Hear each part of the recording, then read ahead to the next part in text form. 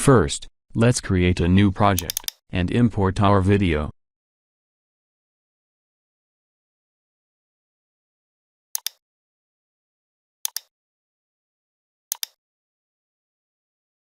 Right-click the bottom left pane, and select Import to import your video.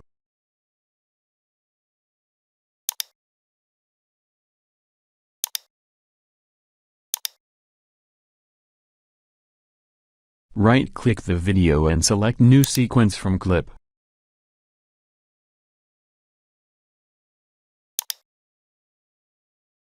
On the top, make sure you are on the Effects tab.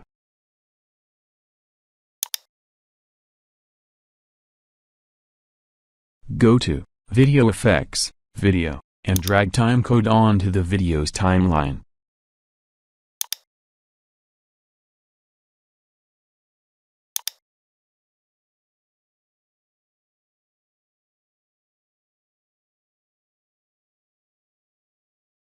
Click and drag the size value to adjust its size.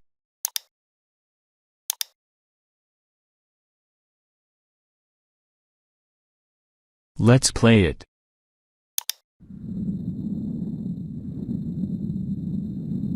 All done. Please subscribe.